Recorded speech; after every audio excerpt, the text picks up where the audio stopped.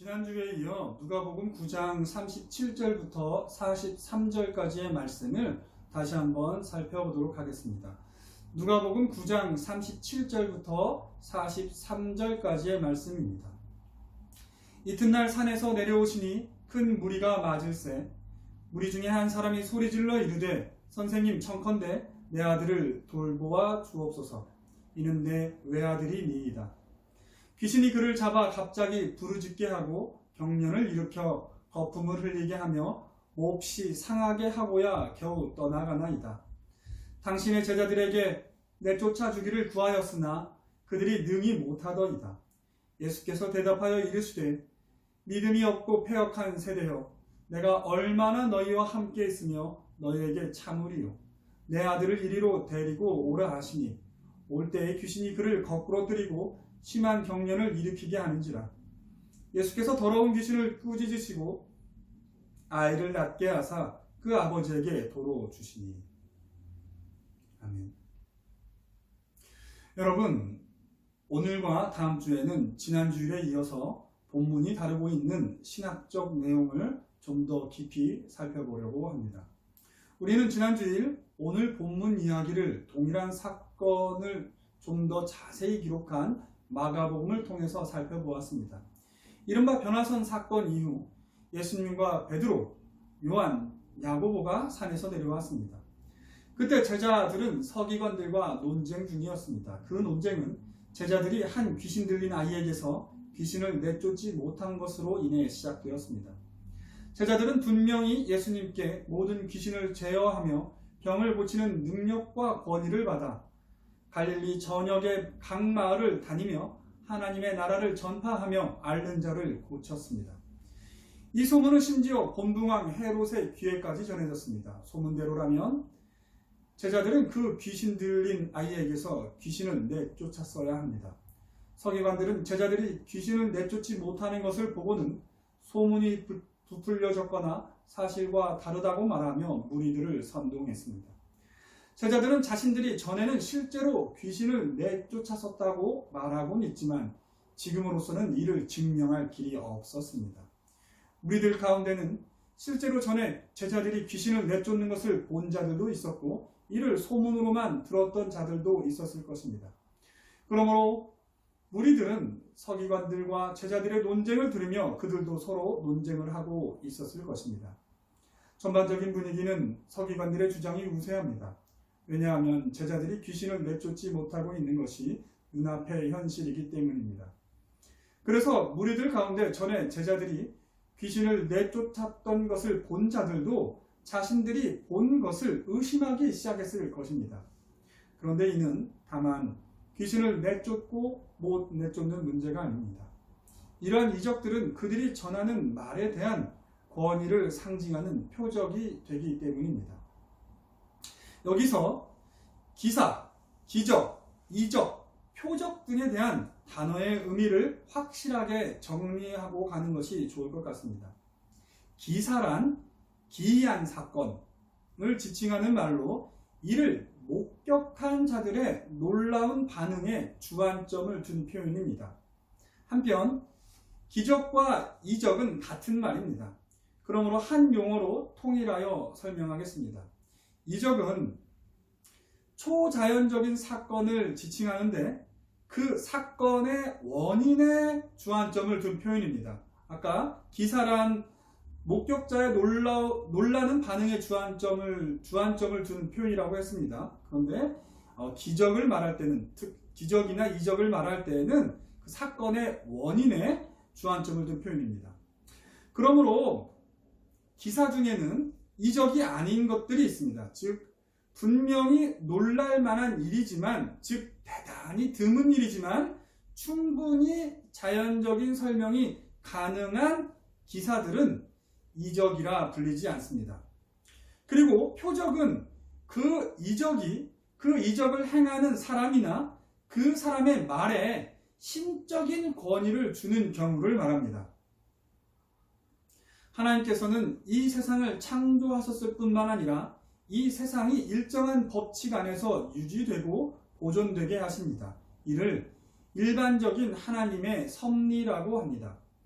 하나님께서 이러한 일반적인 섭리 가운데서 세상을 다스리시고 통치하실 때에는 하나님께서 세상이 그러하시도록 지으신 원칙들이 지켜지는 가운데서 하나님께서 일하십니다. 예를 들어 하나님께서는 인류에게 허락하신 의학적 지식을 통하여 우리의 병을 고치십니다. 즉 의사로 하여금 우리의 병을 고치도록 하시는 것도 역시 하나님의 섭리입니다. 하나님께서 이러한 일반적인 하나님의 섭리를 따라 일하실 때에는 그것이 일반적이기 때문에 반복적으로 발생합니다. 그러므로 이 반복적인 사건을 관찰하면 인과관계를 발견할 수 있습니다. 대체로 자연에서 일어난 일들이 관찰에 용이하기 때문에 자연의 일반적인 법칙들이 다른 창조의 원리들보다 더 잘 발견이 됩니다. 우리는 이를 과학이라고 부릅니다.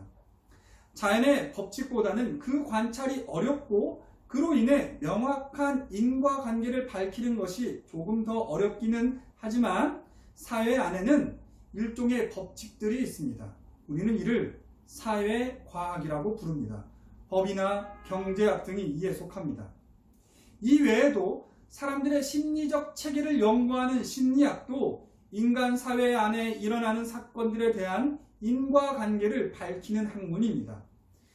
이러한 이미 알려진 지식과 원리 등을 통하여 그 사건의 인과관계를 설명할 수 없을 때 그 사건을 이적이라고 합니다. 그런데 전에는 이미 알려진 지식과 원리 등을 통하여 설명할 수 없었던 사건이 나중에 새로운 지식과 원리 등의 발견으로 설명이 가능한 경우가 있습니다. 그러면 이러한 사건은 더 이상 이적이라고 불리지 않습니다. 그런 의미에서 현대인들은 이적을 믿지 않습니다. 지금 당장은 사건의 인과관계를 밝힐 수 없지만 언젠가 과학이 더 발달하면 모든 신비가 벗겨질 것이라 믿기 때문입니다. 게다가 그들은 하나님을 믿지 않습니다. 하지만 하나님을 믿는다고 하면서도 이적은 받아들이지 않는 경우도 있습니다. 그들은 우리가 자연에 대한 충분한 지식을 가지면 언젠가 이적이라 불리는 사건들도 완전히 자연적인 방식으로 설명할 수 있을 것이라 생각합니다. 그러나 이러한 주장을 하는 사람들은 성경이 말하는 하나님을 믿는 것이 아닙니다. 왜냐하면 성경은 분명히 하나님의 일반적인 섭리를 벗어난 하나님의 특별한 섭리, 즉 이적을 기록하고 있기 때문입니다.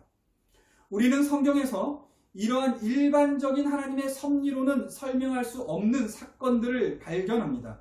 즉 하나님께서 세상이 그러하도록 지으신 원리들을 깨시면서 역사하시는 장면들을 봅니다. 하나님께서는 기본적으로는 이 세계가 그러하도록 원리를 만드시고 그 원리대로 창조하시고 또한 그 원리대로 세상이 흘러가도록 하시지만 그 원리를 만드신 분으로서 그 원리의 구속을 받지 않으십니다. 그러므로 성경적인 의미에서의 이적은 하나님께서 자신이 만드신 일반적인 원리를 깨시는 특별한 섭리로 역사하시고 다스리는 것을 말합니다. 오병이어의 이적이나 예수님의 부활 사건이 가장 대표적입니다. 이것이 참으로 역설적입니다. 하나님께서는 자신이 창조한 질서를 깨심으로 자신이 세상의 창조 질서보다 앞선다라는 것을 보이십니다. 우리는 하나님의 창조의 질서를 통해서 하나님을 알기도 하지만 그것으로는 구원을 얻지 못합니다. 로마서가 말하듯 우리는 창조의 질서 안에서 하나님을 알만한 것들을 발견하였으나 하나님을 알되 하나님을 영화롭게도 아니하고 감사하지도 아니하고 오히려 생각이 허망하여지며 미련한 마음이 어두워져 하나님의 영광을 썩어질 우상으로 바꾸었습니다. 오히려 하나님께서 자신이 만드신 창조의 질서를 깨시고 세상 만물 가운데와 인류의 역사 가운데 찾아오셔서 자신을 보이시고 말씀하시고 자신만이 하실 수 있는 역사를 이루실 때 우리는 그 가운데서 참 하나님을 알게 됩니다. 이 중 하나님만이 하실 수 있는 역사, 즉 세상의 질서를 만드셨기에 세상의 질서를 깨실 수 있는 하나님만이 하실 수 있는 역사를 우리는 이적이라고 부릅니다. 그리고 이렇게 이적이 그 그것을 행하는 사람이나 그 사람의 말이 하나님으로부터 왔음을 보이는 증거가 될 때 그 이적을 표적이라고 부릅니다. 유대인들은 이를 잘 알고 있었습니다. 유대인들은 예수님께 당신의 권위가 하늘로부터 왔음을 보이는 표적을 보이라고 요구했습니다. 이적이란 초자연적인 신적 개입의 사건 자체를 말하고 표적이란 이적이 그것을 행하는 사람과 그의 말에 신적인 권위를 주는 경우를 말합니다. 즉 표적이란 표시가 되는 이적이라는 뜻입니다. 표적이란 그 사람이 혹은 그 사람의 말이 하나님으로부터 왔음을 표시해주는 이적을 뜻합니다. 그러면 여기서 이러한 용어가 잘 정리가 되어 있나 확인하는 질문을 드리겠습니다. 먼저 저의 개인적인 경험을 들려드리겠습니다. 저는 어렸을 때 코를 많이 흘렸습니다. 항상 코가 막혀 있었습니다. 만성 비염 혹은 축농증이었던 것 같습니다. 그러다가 고2 때 교회에서 부흥회가 있었는데 그때 하나님께 기도했습니다. 이제 곧 고3인데 코가 막혀 집중하기 힘드니 하나님께 고쳐달라고 기도했습니다. 그랬더니 정말로 나았습니다. 자, 여러분 이것은 기적일까요? 즉 이적일까요? 아닙니다. 이는 분명히 놀랄 만한 일입니다. 그러므로 기사라 불릴 수는 있습니다. 그리고 이는 분명히 하나님께서 하신 일입니다. 그러나 이적은 아닙니다. 왜냐하면 저의 만성 비염이 치료된 것은 하나님의 일반적인 섭리로 설명이 가능하기 때문입니다. 폐가 건강하지 않으면 그 증상이 목으로 오면 천식이 되고 코로 오면 비염이 됩니다. 그런데 그때 하나님께서는 제가 운동을 좋아하게 하셨고 그래서 저는 운동을 열심히 했고 그래서 폐가 건강해졌습니다. 그래서 비염이 낫게 된 것으로 볼 수 있습니다. 저로 하여금 운동을 좋아하도록 하신 것은 분명히 하나님께서 하신 일입니다. 그리고 심지어 저는 하나님께 제가 운동을 좋아하게 해달라고 기도도 했습니다. 그러나 하나님께서는 하나님의 질서 가운데 하나님께서 이 세상을 만드신 질서 가운데에서 설명할 수 없는 방법으로 저를 그 축농증이나 비염에서 낫게 하신 것이 아니라 설명 가능한 방법 안에서 제 코가 낫게 하신 것입니다. 즉 나로 하여금 운동을 좋아하게 하시고 또한 운동을 열심히 하게 하셔서 폐가 건강하게 하시고 폐가 건강하여져서 축농증이 나았던 것으로 보입니다. 그러면 다음은 어떻습니까? 제가 청년 시절 온누리교회 다닐 때 아는 형님의 어머님께서 간암으로 돌아가시기 직전이었습니다. 우리는 함께 그 형님의 어머님을 위해 기도했습니다. 간 이식을 받아야만 살 수 있었습니다. 그런데 간 이식을 받기 위해 대기하는 기간이 정해져 있습니다. 그런데 그 기간이 끝났습니다. 즉 이제 아무런 희망이 없는 것입니다. 저는 도저히 그런 상황을 이해할 수 없어서 형님에게 말했습니다. 의사에게 조금만이라도 시간을 더 줄 수 있냐고 물어봐라. 왜냐하면 내가 형님 어머님을 위해 기도할 때 하나님께서 내게 믿음을 주셨기 때문이라고 설명했습니다. 형님은 믿져야 본전이라는 생각으로 제 말대로 의사에게 부탁을 했고 의사는 3일의 시간을 연장해 주었습니다. 그런데 마침 어머님께서 이식받을 수 있는 간을 구했습니다. 원래는 다른 분이 먼저 그 간을 이식받기로 되어 있었는데 그 분이 갑자기 돌아가시는 바람에 그 간을 형님의 어머님이 이식받게 된 것입니다. 그리고 그 어머님은 벌써 10년이 지났지만 여전히 건강하십니다. 여러분 이 사건은 기적입니까? 아닙니다. 이 역시 하나님께서 일하신 기이한 일, 즉 기사이지만 기적이라 불릴 수는 없습니다. 왜냐하면 이 모든 사건 또한 하나님의 일반적인 자연 법칙 또는 사회적인 법칙을 통해서 설명할 수가 있기 때문입니다. 물론 우연적인 요소가 있고 그 우연적인 요소를 설명하기에는 조금 힘든 부분은 있지만 하나님께서 그 어머님의 병을 고치시는 모든 과정을 하나님께서 일반적인 법칙들을 통하여서 섭리 가운데서 그를 고치셨습니다. 그러면 또 묻습니다. 우리가 예수를 믿어 구원을 받은 것은 기적입니까? 아닙니다. 우리가 예수를 믿어 구원을 받은 것은 분명히 영적인 사건이지만 이를 기적이라고 부르지는 않습니다. 가끔 기적이라고 지칭하기도 하는데 그것은 기적과 같은 일이라는 의미로 약간 이 일이 우리의 노력으로 되는 것이 아니라 오직 성령님으로 인하여서만 될 수 있다는 것을 강조하기 위해서 기적과 같은 일이라 이렇게 표현하는 것이지 성경적인 의미에서 우리가 구원을 받은 것은 기적이 아닙니다. 왜냐하면 하나님께서는 자연의 법칙이나 사회적 원리뿐만 아니라 영적 도덕적 원리를 통하여 일하시고 우리는 그 원리를 따라 구원을 받았기 때문입니다. 신학은 이러한 영적 도덕적 원리를 연구하는 학문입니다. 그래서 신학은 우리가 어떻게 구원을 받았는지를 연구하며 구원의 서정과 같은 것들을 성경 안에서 발견합니다. 즉 하나님께서 이 세상을 지으신 자연적 질서 또한 사회 도덕적 질서 그리고 영적 질서가 있는데 그 영적 질서를 따라서 설명이 가능하다면 이것을 우리는 기적이라고 부르지 않습니다.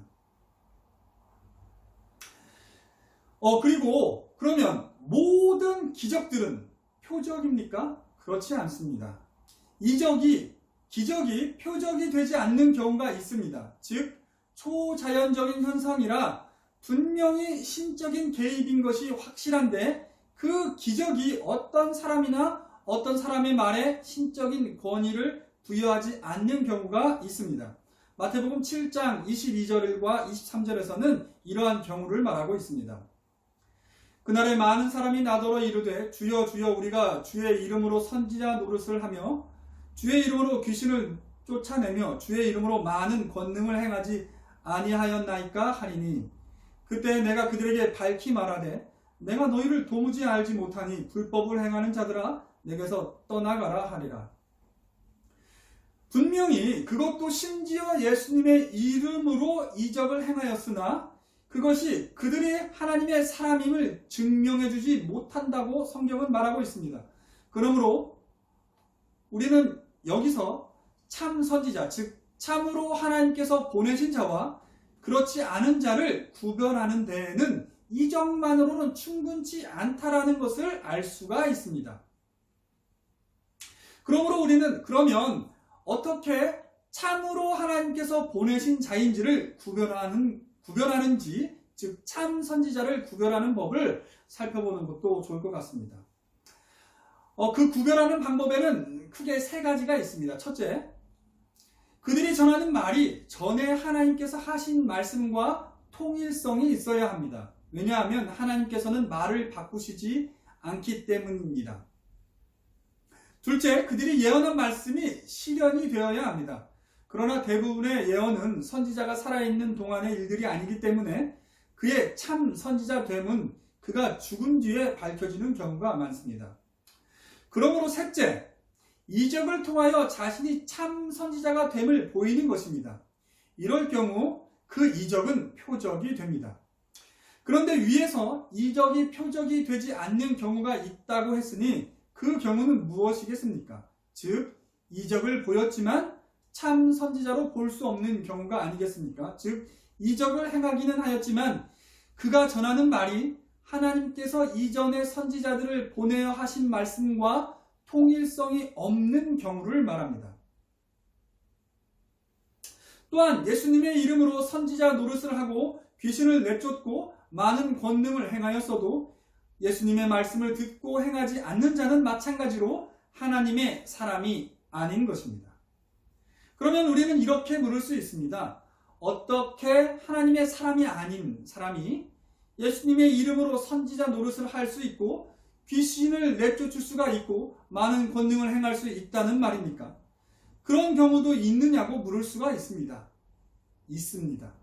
왜냐하면 이는 예수님의 이름의 권세가 있기 때문입니다. 즉 거짓 선지자들이 전한 말씀도 그 말씀이 성경의 말씀이며 예수님의 말씀이면 그 말씀 자체가 권세가 있기 때문입니다.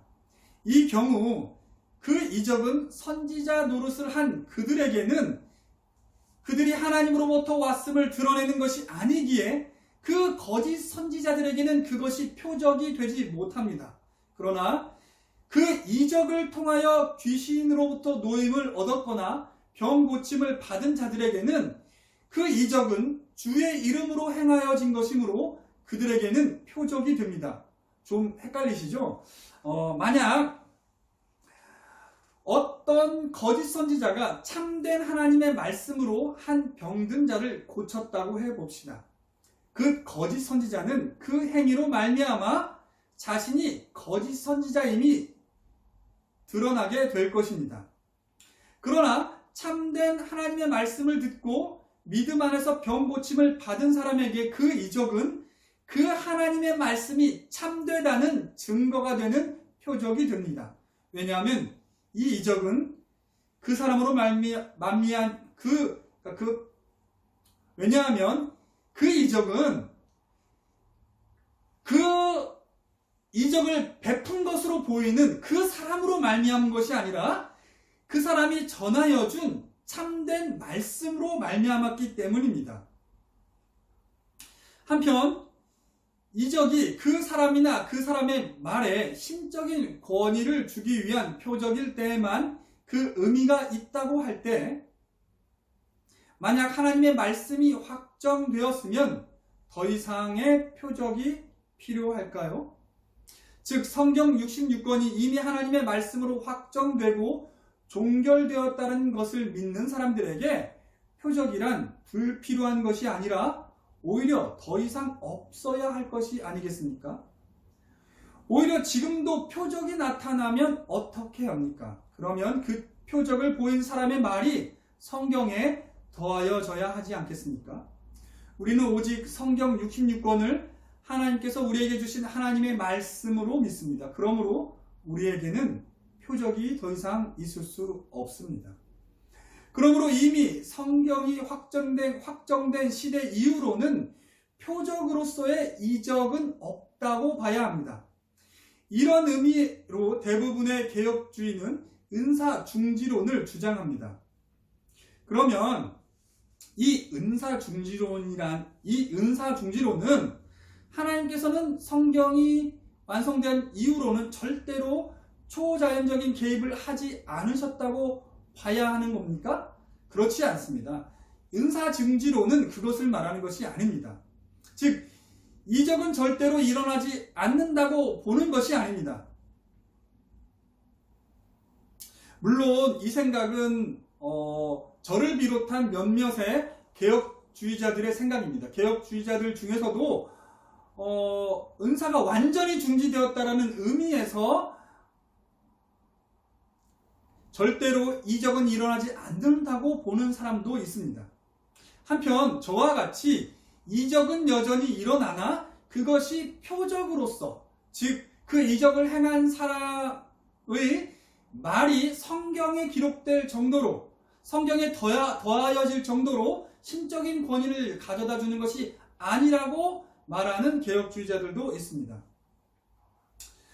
저는 이적은 지금도 일어나고 있고 앞으로도 일어날 것이라 믿습니다. 그러나 그 이적은 표적은 아닙니다. 그러므로 어떤 사람이나 그 사람이 한 어떠한 말에 대한 신적인 권위를 가져다 주는 이적은 절대로 없습니다. 다만 이미 우리에게 주어진 하나님의 말씀에 신적인 권위를 주시기 위하여 나타나는 이적, 즉 성경을 드러내는 표적만이 있을 수 있습니다. 좀 아까 설명한 것과 연관지어서 조금 여러분들이 여러분의 이해를 돕기 위해서 제가 좀 더 설명을 해드리겠습니다. 자, 여전히 이적은 일어납니다. 여전히 자연적인 법칙, 하나님께서 만드신 자연적인 법칙으로는 설명할 수 없는 하나님의 일들은 일어납니다. 예를 들어 어떠한 사람이 기도 가운데서 하나님의 응답을 받고 병 고침을 받았다고 해봅시다. 그 사람이 그 병 고침을 받기 위해서는 하나님의 말씀을 믿어야 하죠. 근데 그 말씀을 믿기 위해서는 그 말씀을 전해주는 자가 필요하죠. 그래서 예를 들어 어떠한 부흥사가 하나님의 치유의 말씀을 선포했습니다. 그리고 그 말씀을 듣고 한 성도가 그 말씀을 믿음으로 말미암아 병 고침을 받았습니다. 그리고 그 가운데, 그러한 과정 가운데 정말로 자연적인 법칙으로는 설명할 수 없는 하나님의 특별한 개입이 일어나서 그 병이 고침을 받았다고 해봅시다. 그리고 실제로 그러한 일이 일어나기도 합니다. 그때 그 병 고침이 일어난 그 사건은 분명히 이적입니다. 왜냐하면 하나님의 개입으로밖에는 하나님의 초자연적인 개입이 있었다고 밖에는 설명할 수밖에 없는 그러한 놀라운 일이 있었기 때문입니다. 하지만 그러한 이적이 나타났을 때, 그때 하나님의 말씀을 전해준 그 부흥사가 있잖아요. 그 부흥사에게 특별한 하나님의 신적인 권위를 더하여 주지 않는다는 겁니다.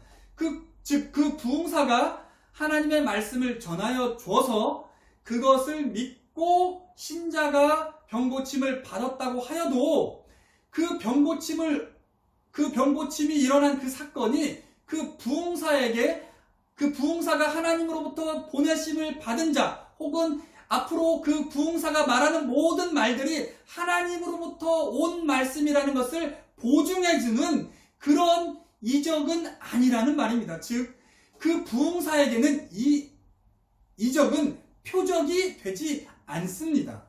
그러나 그 성도에게 있어서 그가 들은 그 말씀에 대한 신적인 권위는 가져다 줍니다. 즉, 성경에 쓰여 있는 그 말씀에 대한 신뢰, 그 말씀이 하나님의 말씀이라는 것에 대해서는 이 이적이 권위를 더해줍니다. 그러므로 이 신자가 말씀에 대하여서는 권위를 인정할 수밖에 없기 때문에 이 신자에게 있어서 그 말씀의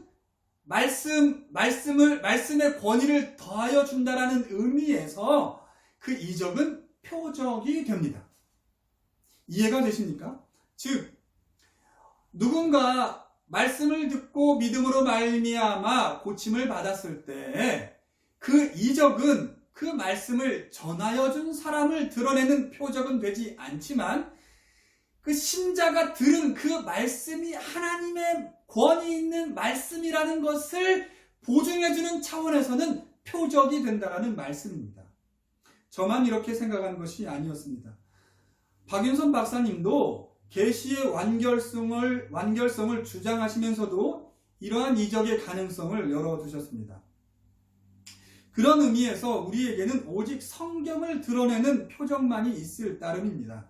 달리 말하면 우리가 이미 우리에게 주어진 성경의 말씀을 성령 안에서 받아들일 때 그 믿음을 주신 하나님께서 또한 그 믿음대로 우리의 삶 가운데서 이루신 것들 중에서 하나님의 일반적인 섭리에 의한 것이 아닌 것들, 즉 하나님께서 창조의 법칙을 깨시고 직접 개입하신 사건들은 분명히 이적이라 불릴 수 있습니다. 그리고 그러한 이적들은 어떠한 사람이나 어떠한 사람의 말에 신적인 권위를 가져다 주지 않기 때문에 그 사람을 나타내는 표적은 아니지만 이미 주어진 성경의 말씀에 권위를 더하여 준다라는 의미에서는 표적이 됩니다. 이러한 이해를 바탕으로 우리는 이적에 대한 수많은 질문에 답을 해볼 수 있습니다. 다음 주에는 우선 지난주에 제기한 질문들에 대한 답을 제시하고 그 외 몇 가지 질문들에 대한 답을 제시한 후에 이를 바탕으로 본문을 다시 한번 살펴보도록 하겠습니다. 기도하겠습니다. 사랑이 많으신 하나님, 우리가 하나님의 말씀을 차례대로 보아 나가다가 이제 기사와 이적 혹은 기적이라는 용어와 또한 표적이라는 용어를 확실히 정리해 둘 필요가 있어서 이렇게 함께 정리하였습니다. 오늘 말씀을 통하여 우리가 알게 된 것은 우리에게 주어진 이적은 즉 하나님의 은사는 계속되되 그 이적은 오직 하나님의 말씀의 권위를 더하여 주는 표적만이 되는 것이라는 것을 배웠습니다. 어떠한 이적이 일어날 때 우리가 그 이적의 이면에 우리가 믿고 또한 신뢰한 그 말씀이 있었음을 기억하게 하여 주옵소서. 그 중간에 있는 그 말씀을 전하여 준 자의 권위를 더하여 주는 이적, 즉 표적은 없다라는 것을 알게 하시고 사람이 아니라 하나님의 말씀을 의지하는 우리 모두가 될 수 있도록 인도하여 주시옵소서. 모든 것을 예수님의 이름으로 기도드립니다. 아멘.